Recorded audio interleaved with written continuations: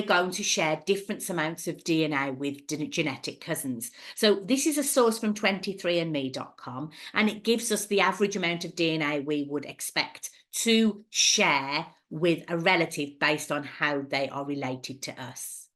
So you can see then the parent and child are going to share 3,500 centimorgans with that particular person.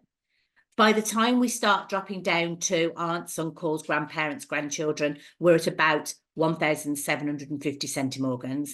And by the time we get down to second cousins, we're sharing approximately 210 centimorgans. Remember, it's approximate because it's random, so we may have received one bit of DNA more from one side than the other. The segments aren't going to be actually equally shared between each of our 4 grandparents, for instance.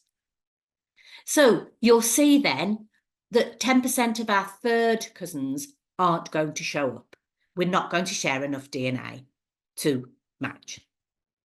And up to 50% of our fourth cousins won't match. So what does that mean for our tree? Well, here's like a very simplified example just that I'd like to show you. So I'm only going down to a great-grandparent, and let's imagine we're looking at one tiny segment of one chromosome. And I know obviously this is very simplified. I have received this green segment of DNA from chromosome 1. But my great-grandfather actually had 3 children. And those children, 2 children, I do apologise, I've got my thing in the wrong way, 2 children. And the other person had 3 children, but he only passed on the green segment to a son and a daughter. The daughter in the middle didn't receive the green segment. So she's not going to match us with the green segment. The 2 children that remained, he had a son and a daughter. She had a daughter and 2 sons, and only 3 of those children out of the 5 received the green segment.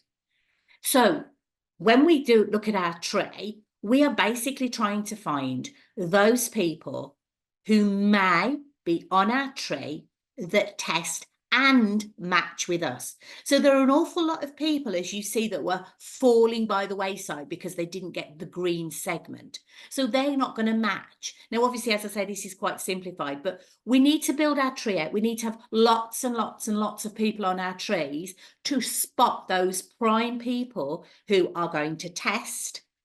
They're going to do the same test as us, and they are going to match with us because they share the right amount of DNA.